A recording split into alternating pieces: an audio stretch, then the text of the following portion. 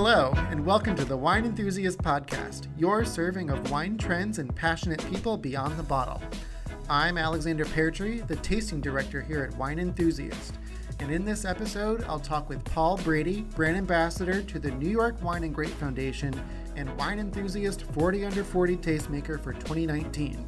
So we're here today to chat about our love of New York wine, specifically Cabernet Franc, which is the red grape that finds a home in the state's three major wine regions. From the Finger Lakes to the Hudson Valley to Long Island, this grape produces a range of styles that deserves a bit more recognition. Join us as we delve into details and, of course, pop open some wine and discuss some recently rated and excellent examples of Cabernet Franc. So welcome, Paul. Thank you very much for having me. In your role as the brand ambassador for the New York Wine and Grape Foundation, you're constantly traveling around, informing people about New York wines and sort of amping them up. Is there something that you kind of use to unite all three regions or talk about New York State as a whole to kind of get them excited about the region? Yes, and I think that Cabernet Franc is a great grape and wine to talk about in terms of that sort of unification. On the other hand, it's another grape that is excellent for making wines in many different styles. So I do think that Long Island has their own house style of Cabernet Franc and red wine and white wine in general, just wine in general, as well as the Hudson, the Finger Lakes, and even the Niagara Escarpment.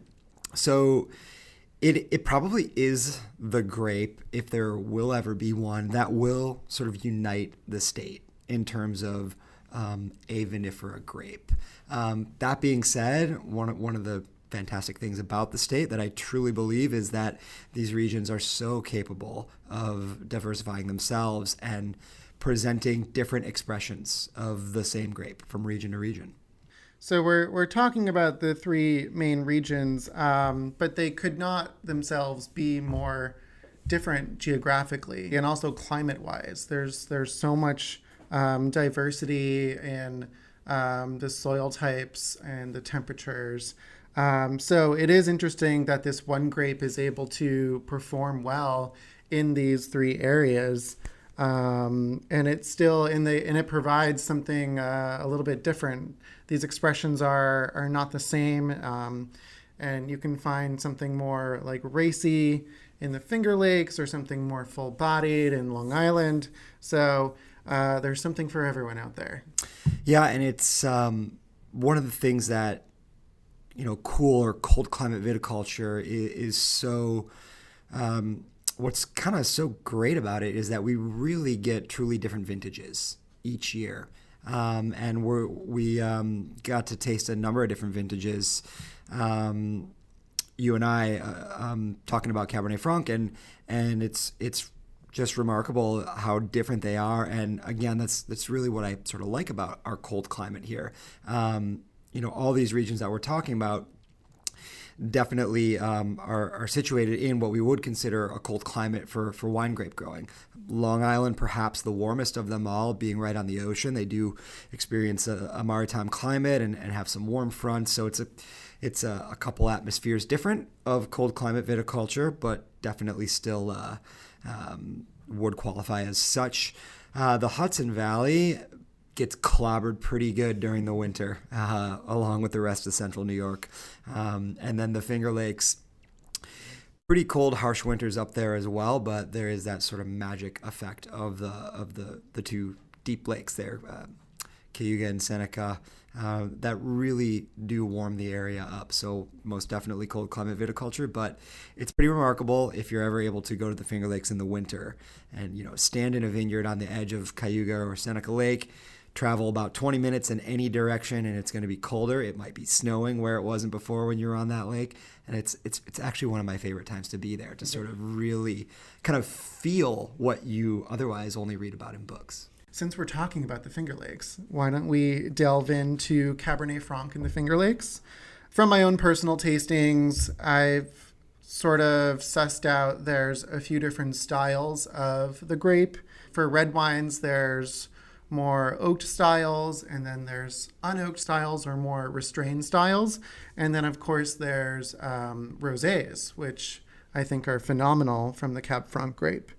One that I'm kind of excited about as far as an unoaked red is the Lamoureux Landing T23 unoaked Cab Franc. It's an amazing expression of the grape that Lamoureux has been doing since 2002. So this is by no means something new for them. And they've stuck with it year after year, producing something that's very light and elegant and racy and plays on the more savory side of the grape, more peppery, herbal. But in certain years, it definitely shows nice fruit expression. So you get sort of that crunchy cranberry flavor that I think a lot of people are really into. Myself included. I think that particular style of sort of lighter, unoaked Cabernet Franc, and this one from Lamoureux that we're talking about from the 2017 vintage, and T23 is actually a reference to Tank 23, again, sort of reminding us that this wine came from a vessel other than oak. And it's an expression of Cabernet Franc that is pretty wonderful year-round. It's something that I would drink year-round. You can leave it in the fridge for up to 45 minutes, sort of just adding to its versatility, I would say. It can go with so many different kinds of food. And really is the expression of Cabernet Franc and red wine in general that I like to drink often. I really love light reds, high in acidity, but still with a good, firm backbone of tannic structure to sort of make it a complete wine. And the 2017 vintage, I'm really, really liking the reds lately from that year. It was sort of a mild and rainy year up until September and October when we saw a lot of sunshine and really sort of was a nice closing to the vintage. And as a result, I find these Cabernet Francs and other reds from that year to just have this snappy kind of pop to them, making them really good with all sorts of different kinds of food or just to drink on their own. Yeah. And by no means is this just Lamoureux producing excellent unoaked Cab Franc or lightly oaked Cab Franc. Hickory Hollow is also making a great one. Fox Run has been doing one at least for a few years now. And on the lighter oak side, there's Osmote and Boundary Breaks. And these are, while those do show some oak, it still is more on the lighter, more snappy side of things than on the oaked side of things. So why don't we move on to rosé? Because, I mean, how can we not talk about rosé? Absolutely.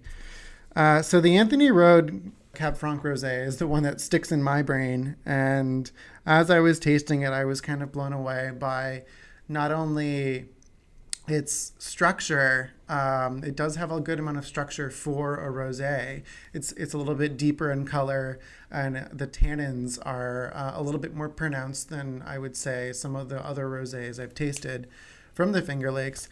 But it still has amazing ripeness and such bright acidity. And then again, there's that telltale herbal spiciness from the grape that sort of brings it all together. So it's one of my go-tos. And you're right. Anthony Road definitely has that reputation for making excellent rosés. They make a few different styles of it.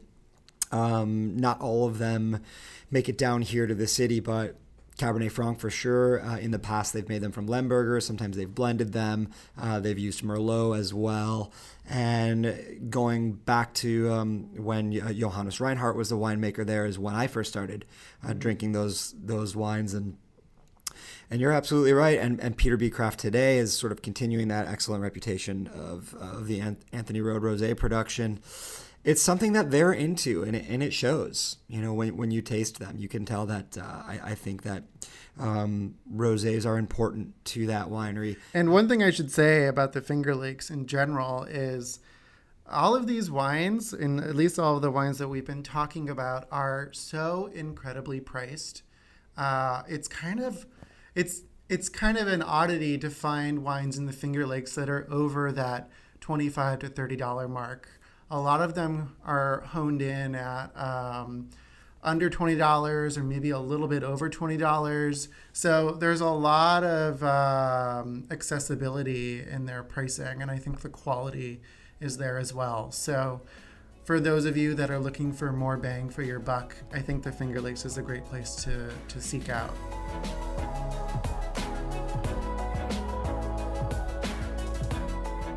What's the hottest new trend in wine cellars? VinoView by Wine Enthusiast.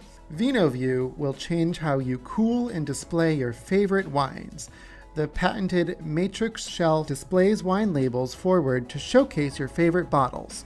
It comes standard with 12 built-in rolling shelves, each comfortably holding 12 750 milliliter bottles of all shapes and sizes. With a 155 bottle capacity, VinoView is the only wine cellar of this type that can hold the number of bottles it advertises. It also has a state-of-the-art compressor cooling performance. Wine Enthusiast VinoView is available exclusively from the Wine Enthusiast catalog. Visit wineenthusiast.com and find out why customers are calling VinoView awesome, beautiful, and a must-have product. To experience VinoView, visit wineenthusiast.com or call one of our experienced wine storage experts at 800-356-8466.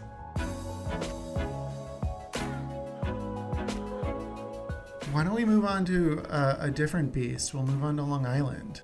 Yeah, Long Island is almost exclusively vinifera grapes, so definitely a little bit different from upstate, and they really do have something going on with reds. Pretty recently, I was able to taste various red wines made from different grapes going all the way back to the 1995 vintage, and the results were really, really stunning. It's a great reminder that, you know, it's easy to say, well, why even make wine in such a harsh, cold climate like New York State? Well, all you have to do is taste how gracefully and powerfully these red wines from a place like Long Island can age, right up there with the heavies from Napa or Bordeaux. So incredible aging potential for the red wines in particular, and Cabernet Franc sort of leading the charge out there, just like the rest of the state. Absolutely. And so earlier this week, we opened up a bottle of the Osprey's Dominion 2013 Cab Franc, and I personally was blown away by it. It was absolutely delicious. I think it was a wonderful expression of the grape. It definitely showed a lot of intensity and tension to it. There's a really nice sort of sinewy line of tannins that holds it all together. And while it was drinking lovely then, I think it definitely has a few more years on it as well.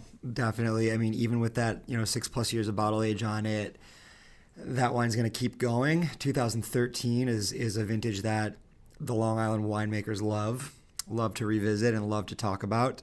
Again, just something that makes it fun. I mean, all these vintages are so different. We're talking about 2013, 2015, and 2017 primarily today. The 15 that we have is from McCary Vineyards, and 15, again, a very good vintage out on Long Island, finished up with a nice sunny warm harvest that year, and another one that the wineries love to bring out, and this is a great example of it. Yeah, what we're drinking right now is so the McCary 2015 Reserve Cab Franc. The fruit on it is pristine. It's just got a wonderful cranberry, like ripe cherry flavor to it. But the acidity and the tannins kind of hold it all together. And it's just a wonderful, delicious wine that you could easily age for a few more years. Another really great food wine. And again, I think I truly believe that so many of the wines in New York City are capable of being paired with just most foods. It's really like the pairing is the wine with the food. Absolutely. So why don't we move on to the Hudson Valley? It's geographically between the Finger Lakes and Long Island, and it's to me, it kind of hedges the bet of both of them. It is a much cooler climate than Long Island.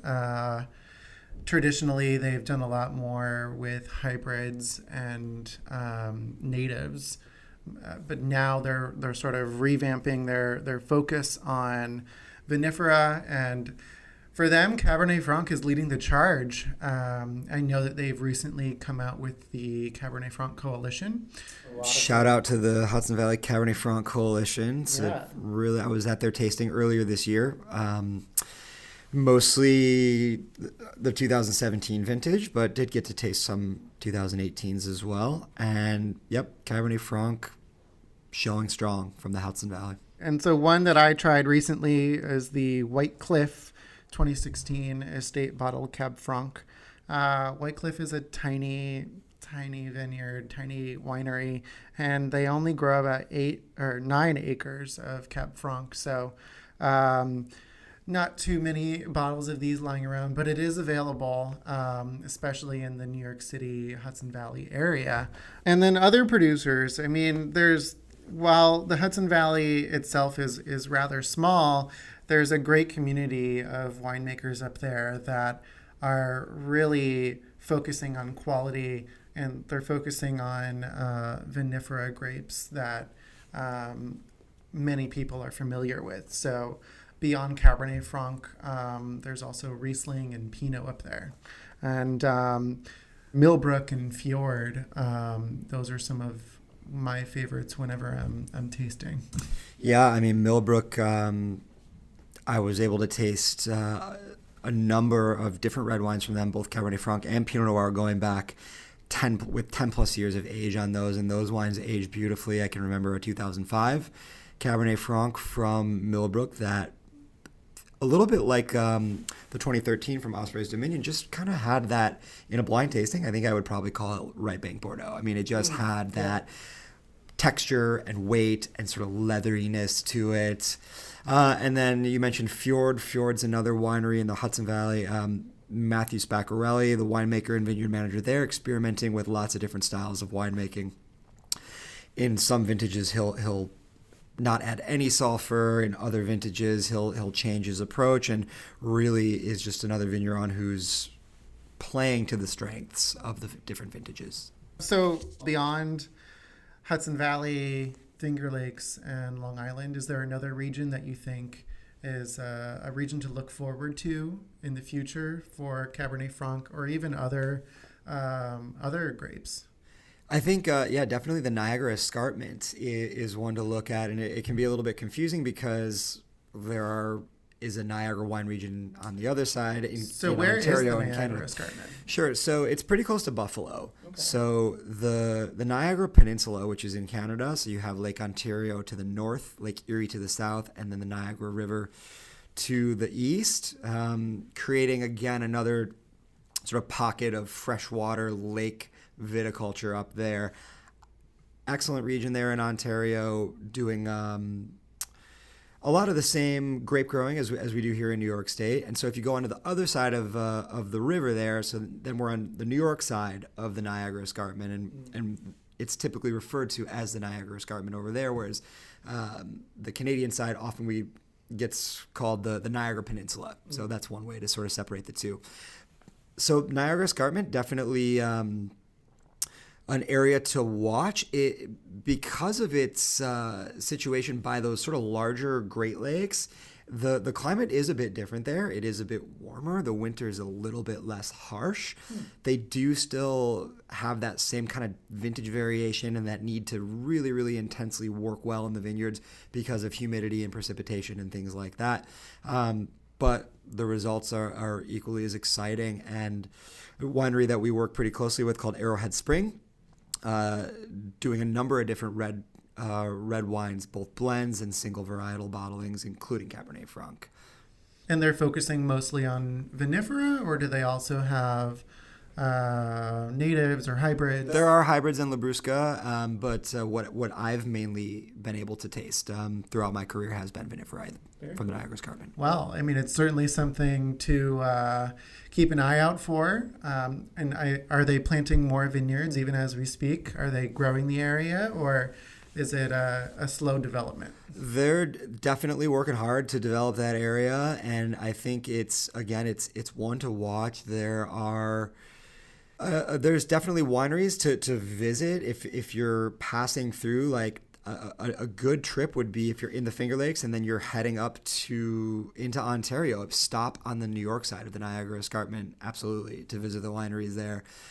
It's one of the more sort of easier regions to hit three completely different appellations: Finger Lakes, New York side, Niagara Escarpment, and then into Canada, into Ontario. Yeah. That's a long weekend right there. Very cool. Absolutely. That sounds great. All right. Well, thank you, Paul, for joining us. Happy to talk with you about New York wine and Cabernet Franc. Cheers. Anytime. Always happy to be here. Thank you, Alex.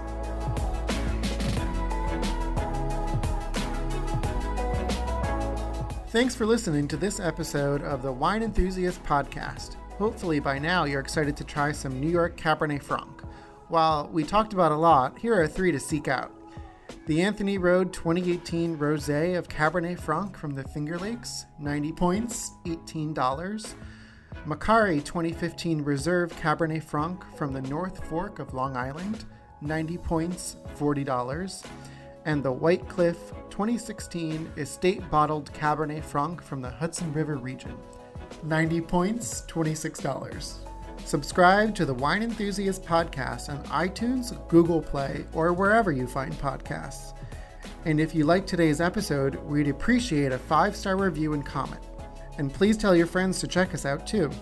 For more wine reviews, recipes, guides, and stories, visit Wine Enthusiast online at winemag.com. The Wine Enthusiast Podcast is produced by Marina Vitage and Jenny Groza. Until next episode, cheers.